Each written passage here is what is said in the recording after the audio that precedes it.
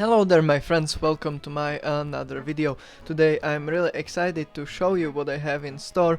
This is a brand new kit from Flyhawk that I got. This is a kit of a T-34 85 in 1/72 scale. I've been really excited to get this kit for the longest time. Now that it's here, let's get right into building it and see how it goes together. I remove all of the sprue gates from the parts using my sharp knife, and I start assembling the lower hull per instructions. This is a little fiddly just because of how the hull is constructed, but it goes together well once you put the pieces together correctly, because unless you do that, it'll be kind of hard to get together, and it might seem like the fitting is bad, but trust me, it's not. It's just hard to get together. Now the wheels are connected, made out of two separate pieces, with a handy dandy pin in the middle that will keep the wheels and the holes on them together. So, you know, I won't bore you with the assembly. Let's just use the magic of editing, and here it is. All of the wheels are connected together, and we can move on to the other bits and pieces. The sprocket and the idler wheel are done in basically the exact same thing, so let's just do the yeah, here they are. This is so stupid, I don't even know why I did that, but the guiding pins are made as a sort of a lip wrapping around the part that you just put the part into, and it's got weld texture, so basically it's a weld detail that's already on the model, which I really like.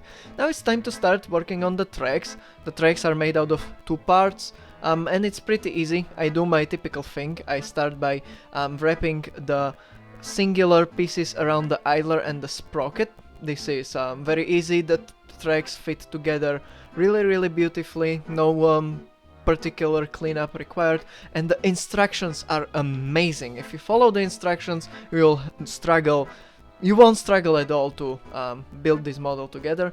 So then I glue the piece that connects the idler with the road wheel. I glue it to the idler, and then I connect them together to create a sort of a bridge between those two parts. Then I just simply start putting all of the other wheels around the tank, and then I will, you know, put all the tracks on the wheels according exactly to the instructions. This way I will create a simple little sub-assembly, very reminiscent of a single piece track like you would get on a trumpeter kit, and this will just make it easier to paint the tracks and the wheels as well.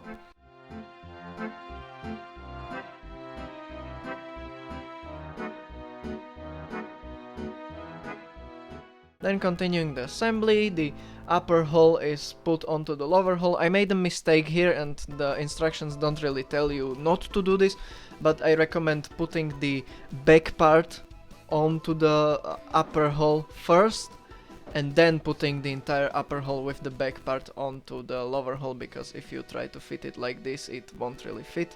I decided to cut the mudguards off because I really like how the T-34 looks with a squared off cut off mudguard, and those were also easy enough to glue onto the hull.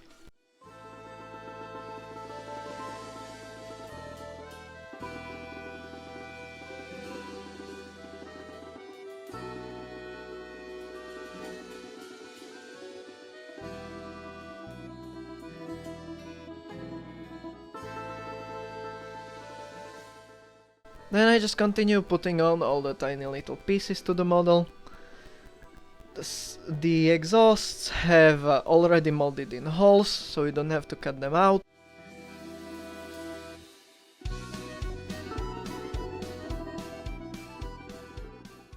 And there is some minimal amount of photo etch, unless you want to do all the little tiny clasps. So I also really appreciate that. I decided to leave all of the hatches open because I will be making this model into a diorama that'll come in a later date.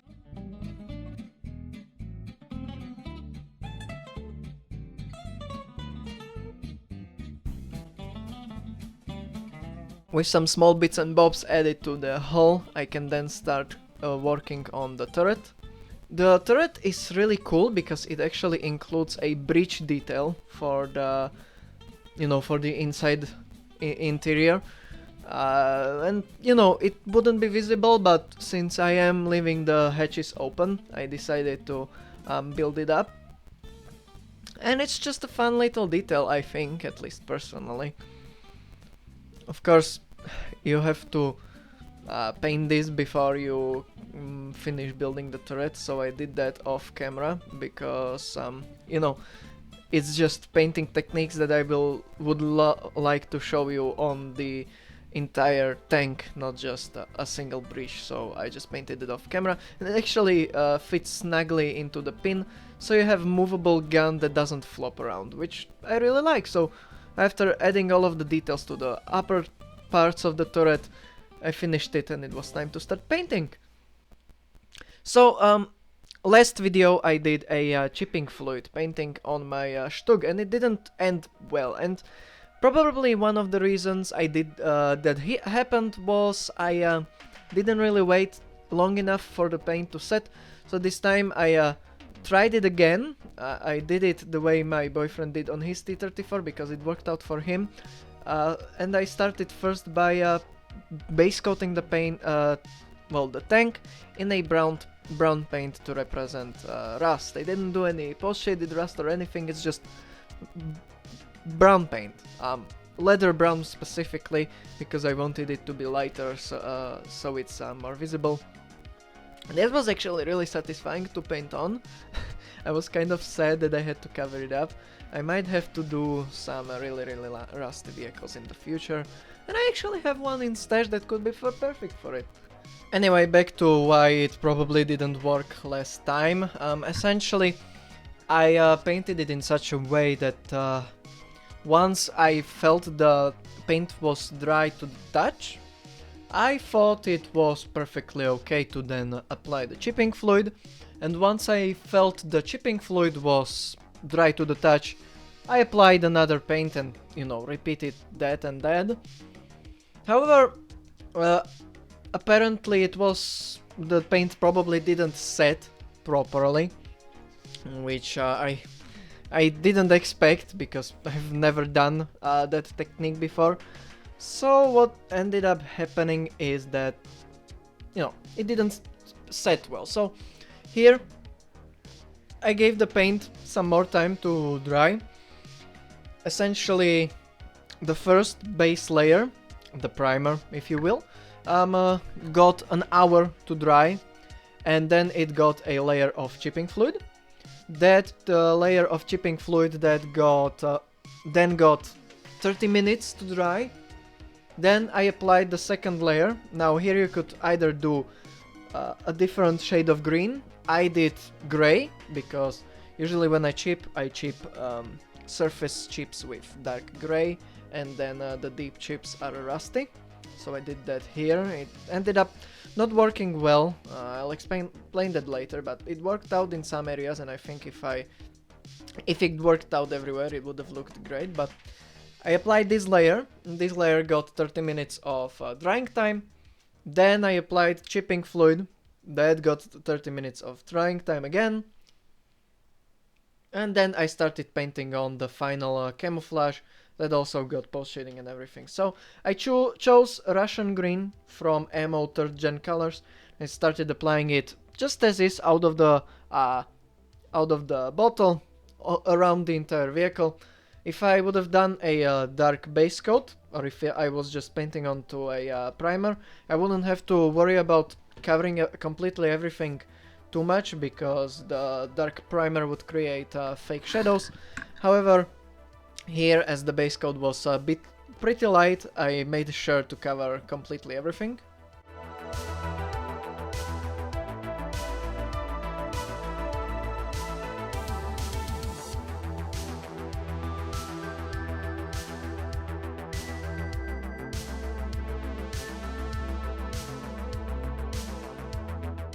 And then I started probably the most fun technique when it comes to painting a model, post shading.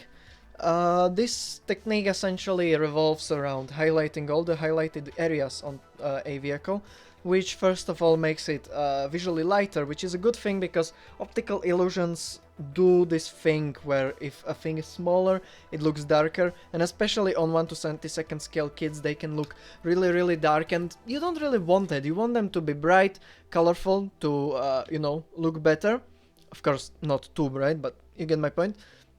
And this technique is really good for it, because essentially what you do is you dilute the color heavily, but not heavily enough so it's watery, just heavily enough so it doesn't do full coverage, but you have to layer it.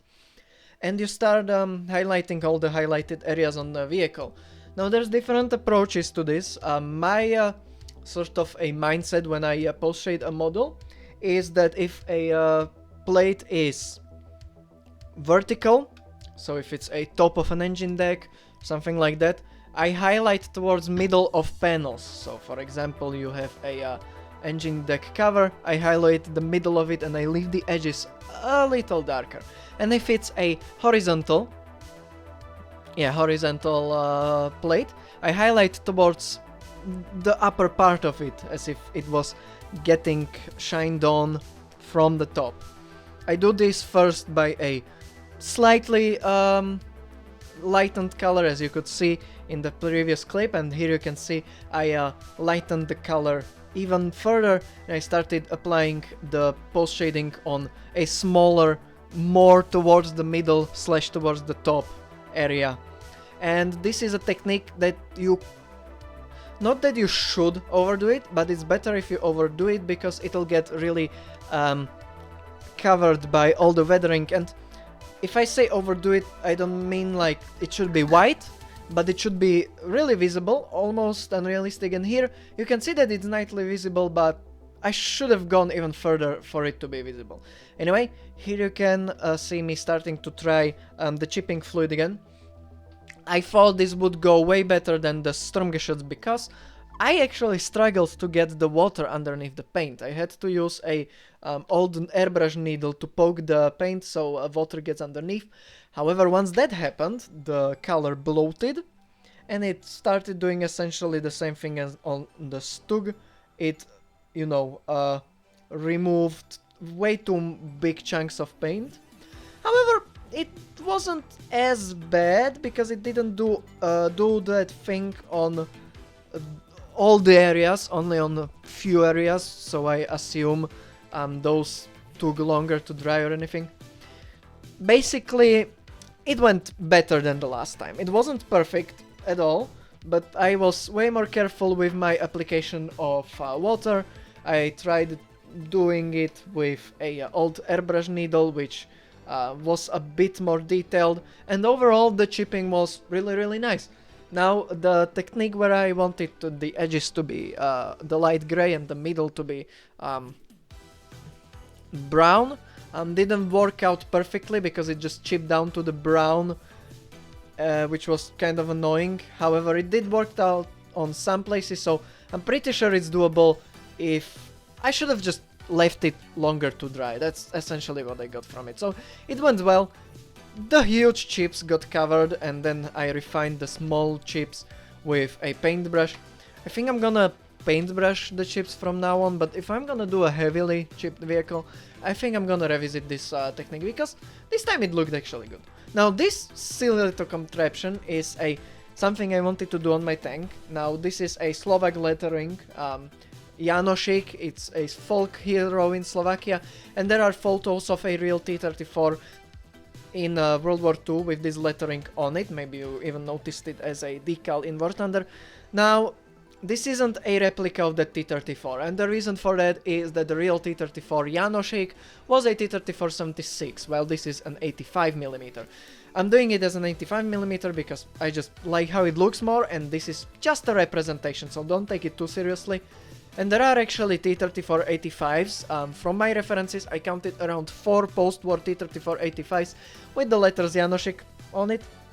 But these were all post-war reproductions, just like this one basically. But My silly little jig actually worked out pretty well. All I needed to do is refine just a few tiny little areas with green and also with white to make the letters sharper and stuff like that. So I was pretty happy with the result.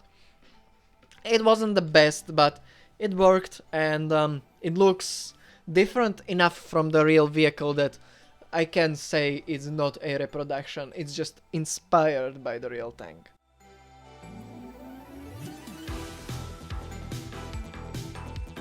Then I started painting all of the tiny little details on the model. T-34 isn't particularly covered in tools or anything, or unditching logs or stuff like that. So I just painted the rims of the wheels, or well, the rubber parts with black, and painted the little, yeah, the shovel got also a dark grey on it. Otherwise, there weren't many tools, no hammers, no nothing. And the spare tracks, also the exhausts, got a layer of the same light brown as I used for the base chipping color. As you can notice, I didn't actually cover the tracks. I then did a pretty controversial technique, but I really like how it looks because it makes the tank heavier. Started painting the weld lines with a silver color. I didn't do this on all the weld lines, but on the most visible ones, and I think it looks pretty cool. I personally really like it. It's gonna get covered by the weathering anyway.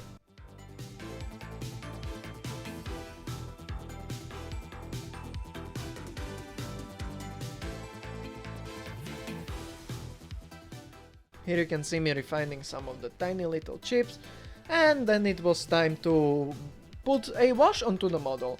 This is a really transforming technique because it allows your model to look more detailed. It picks out all of the tiny little details, and it's also a first stage of weathering if you use it as that. First I had to varnish the model so the enamel wash doesn't actually damage it. After varnishing it, I diluted the enamel wash with a odorless enamel thinner. I use an odorless one because I don't really like the smell of chemicals, and I'm high already from the thinner for the paints, so you know, I was already losing my mind at this point. Odorless thinner just helped me a little bit. Of course, the odorless thinner got used to blend the brown wash that I used around the details. I then used a rust streaking wash around the rusty spots to blend them to the model so they don't look too out of place. These got also diluted, or well, blended together with the finish by using a odorless enamel thinner, or any enamel thinner you have. I just use the Abteilung 502, the odorless one.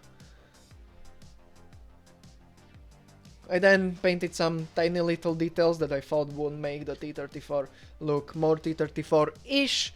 Of course, the spewing black inky thing under every Russian tank's exhaust had to be added. I just stippled on some black acrylic paint and I blended it a little with ordinary water, as it's acrylic.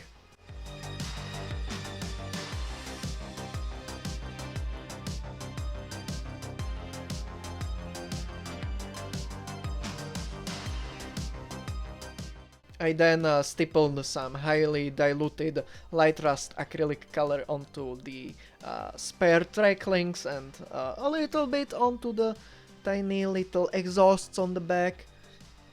And this made them look ever so slightly more realistic. I really like how this looks. And then it was time to start weathering. I didn't want to do any heavy mud on this model, just make it dirty. So I started using a dust oil brusher.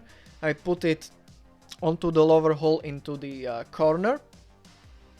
I then took a wide brush that's ever so slightly dipped into the exact same enamel thinner, and I spread it around to make streaking effects.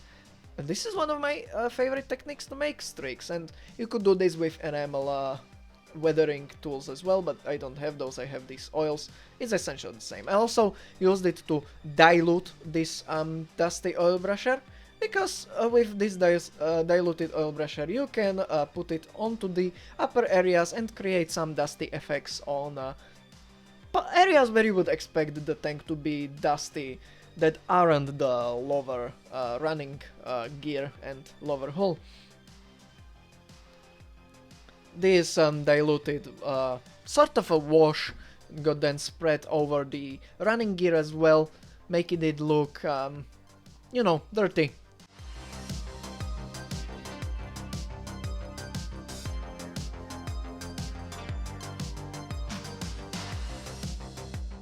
I decided to make it ever so slightly muddier, so I used a mud oil brusher as well, put it into the corner, spread it downwards, made some streaking effects, essentially the same technique, just on a smaller area so the dust is actually visible from underneath. However, I didn't do this on the tracks. On the tracks I decided to use a really heavy enamel wash. Here you can see me applying it, and this made the tracks look ever so slightly muddier. And once this was dry and my fingers were oily and really dirty, the model was essentially done. So let's go to the spinny bit. So, welcome to the spinny bit. Here you have a nice 360 of the tank. Look at it roll. Quick rundown of the kit itself if you are thinking about buying it. My rating is around 9.5 out of 10. This is an amazing model. Flyhawk has been one of the most best 1 to 72nd scale companies that I've built, and it comes from a good place. They are one of the best ship companies, so if they can make amazing detail on their ships, they can make them on their tanks. It's just that their selection isn't the best. The model was a little harder to get together. There were some parts where it didn't fit just perfectly, which was kind of surprising from this kit, because I was expecting a Vespid level of fitting, but I suppose you can't have all the things. It is quite a bizarre version of the T-34-85. This is the one from the plant 183, which is the Kharkiv plant. I don't know why they chose specifically this T-34, but it's just an 85 with a rounded of mudguards, essentially. So, and also it's not built like a piece of junk like most T-34s were. So, I hope you enjoyed this video. If you did, please consider giving me a like or a subscribe. Do you think we could reach 1K at the end of the summer break? I think we might. I doubt it, but I'll try getting more videos out this summer break. Again, thank you for watching, and I'll see you in the next video.